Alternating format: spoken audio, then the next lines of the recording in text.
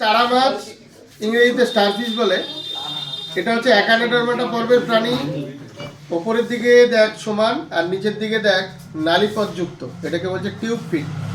Tube মানে হচ্ছে নালী, তাহলে এদের গমনাঙ্গ নালীপথ, 5টি বাহু। এটা তারা মাছ, এটা সমুদ্রে দেখতে পাওয়া যায়।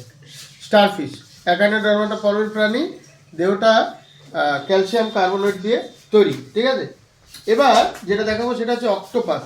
অক্টোপাস কথার অর্থ হচ্ছে দেহে টোটাল 8টা বাহু আছে। কাউন্টিং করলে আমরা এখানে 8টা বাহু পাবো, এবং বাহুর মধ্যে কর্ষিকা আছে, অসংখ্য কর্ষিকা।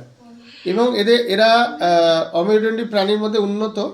এদের দেখ, এটা মাথা, এখানে একজোড়া চোখ দেখা যাচ্ছে, এই একজোড়া চোখ, কর্ষিকা। ঠিক আছে, এটা হচ্ছে অক্টোপাস, এই জন্য নামটা এসছে, 8টা বাহু অক্টোপাস। এবার খুব ইন্টারেস্টিং আরেকটা প্রাণী, যেটাকে আমরা ইংরেজিতে বলছি শার্ক, বাংলায় বলছে শার্ক, হাঙর। তো হাঙরের বিশেষ বৈশিষ্ট্য দেখ, মুখটা ঠিক এইখানে, মানে আমাদের গলাটা যেখানে আছে ঠিক গলার এখানে। আমাদের মুখ তো সামনে থাকে, ওর মুখটা এখানে। আর আমাদের নাকের মতো একটা বর্ধিত অংশ থাকে, যেটাকে বলছে তুন্দ। তুন্দ আর লেজটা দেখ এলোমেলো, যার জন্য এটাকে হেটারোসার্কেল লেজ বলে। এদের আঁশগুলো দেখা যায় না, আনুবীক্ষণিক, বাইরে থেকে দেখা যায় না। অর্থাৎ এটা দেখতে অনেকটা সূক্ষ্ম আনুবীক্ষণিক আঁশ, যাকে প্লাকয়েড আঁশ বলে। আর এদের 5 জোড়া ফুলকা ছিদ্র থাকে। ঠিক আছে, 5 জোড়া ফুলকা ছিদ্র এখানে। আর এটা হচ্ছে মুখটা।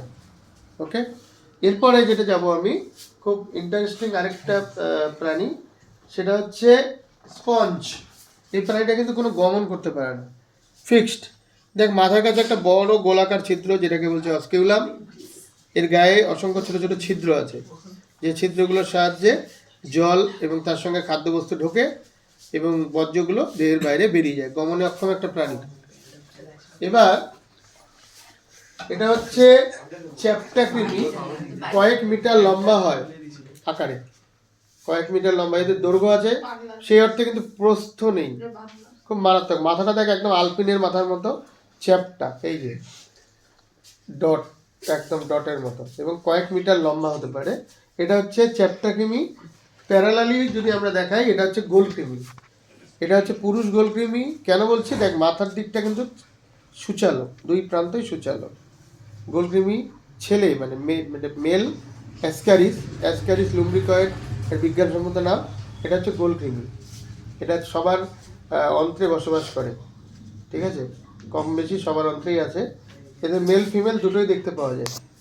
ওকে, আর এটা হচ্ছে চ্যাপ্টা কৃমি। এই যে চ্যাপ্টা কৃমি, যেটাকে আমরা যকৃৎ কৃমিও বলি। দেখ, দেখতে একদম পাতার মতো, চ্যাপ্টা, একদম চ্যাপ্টা।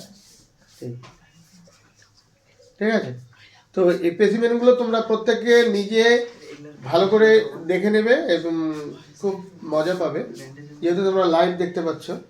আর বাড়িতে গিয়ে এই যে আমি তোমাদের বুঝিয়ে দিলাম, এটা একবার দেখে নেবে, তাহলে তোমাদের কাছে পরিষ্কার হয়ে যাবে। এবং এদের আইডেন্টিফিকেশন ক্যারেক্টার তোমাদের কিন্তু লিখতে হবে। ওকে, থ্যাংক ইউ, ভালো থেকো।